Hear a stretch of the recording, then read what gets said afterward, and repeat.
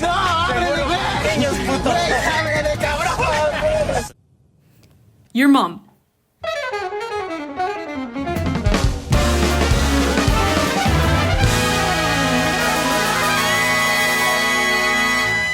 You can translate it as, and your mother too, but it's only if you want to be polite. But in Latin American Spanish, we know exactly what's being said. It's crude, it's funny, and it tells you everything you need to know about Tenoch and Julio. If they had the chance, they'd do it to your mom too. What is Y Tu Mama También? I would say a political movie about the crisis of Mexico. And then a guy would tell me, but you don't see anything about the political crisis in Mexico, almost just in the background. And then I would have been tempted to tell a joke. It's a famous joke about Lenin in Warsaw. There is, in the official gallery, a big painting, Nadezhda Krupskaya, Lenin's wife, being screwed in a sexual act with a young, beautiful Komsomol Russian boy. A perplexed visitor asks, but wait a minute, a sex act between Lenin's wife and where is Lenin? Where the guide says Lenin is in Warsaw. No, wait, that's why they are doing this here. And I would say that maybe the movie is something like Lenin in Warsaw. The voice you hear in Y Tu Mama También is neither Julio nor Tenoch. It doesn't belong to the characters, and it doesn't belong to the moment. It belongs to a memory, not a personal one, a collective memory, the kind that remembers what people choose to ignore. This narrator works as a structural device. It stretches the film beyond a love triangle or a coming-of-age road trip. It quietly turns it into something closer to a documentary, a record of Mexico, seen from the point of view of two spoiled boys who are free enough not to notice it. If there is one definition of cinema as an art, it's that we have, at least in most films, a narrative. But then, in a subtle way, the very way the narrative, the story is told, gives another message. Marcelino fue alcanzado por un pecero que conducía con exceso de velocidad. Nunca usó el puente peatonal más cercano porque su mala ubicación lo hacía caminar 2 kilómetros más a la construcción donde trabajaba. Su cuerpo fue recogido por la Cruz Verde y llevado sin identificación al servicio médico forense. Every time the voice steps in, it reminds us that this freedom is not universal, that Mexico opening up to the world is not opening up equally to itself. The boys experience the country as scenery, the narrator experiences it as consequence. This is why the narration feels almost documentary-like.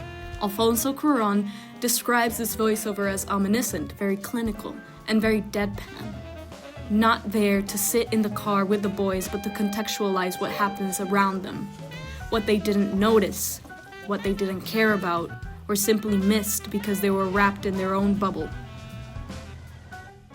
Para fines de año, Chuy y su familia tendrán que abandonar su hogar cuando comience la construcción de un hotel exclusivo sobre terrenos ejidales de San Bernabé.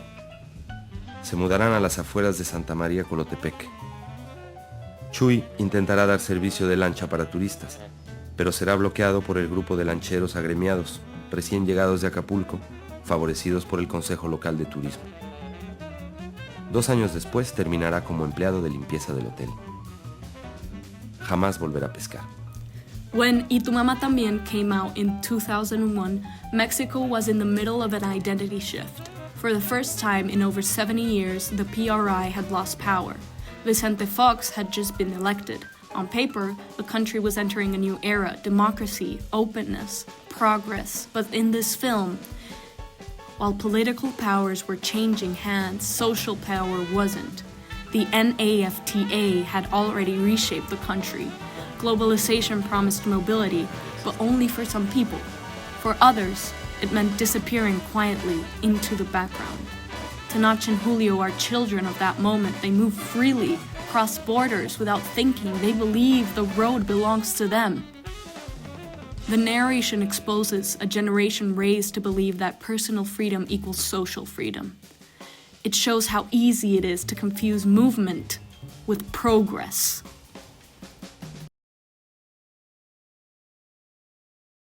By the time the film ends, nothing explodes. There's no political speech, no resolution, just time passing.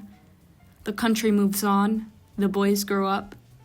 In much of Latin American culture, there is an unspoken rule about trauma. We see it, we feel it, but we don't always acknowledge it. As Encanto puts it, we don't talk about Bruno. Silence and ignorance becomes survival, but this narrator refuses silence. He speaks for the things the characters will never carry with them.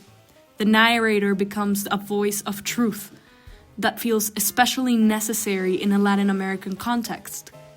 Not a voice that demands spectacle, not one that reopens wounds over and over, but one that refuses to let things pass unnoticed. When Gabriel García Márquez accepted the Nobel Prize, he spoke about Latin America as a region still defining itself.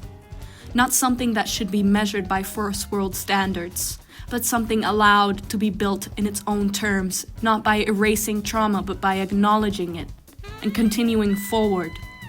That idea lives inside this narration. This film doesn't ask its characters to relieve pain or to fully understand the consequences of their actions.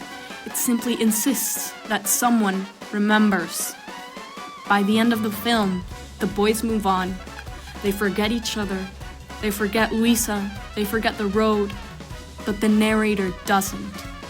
He holds on to what history usually lets slip, not to punish, but to acknowledge.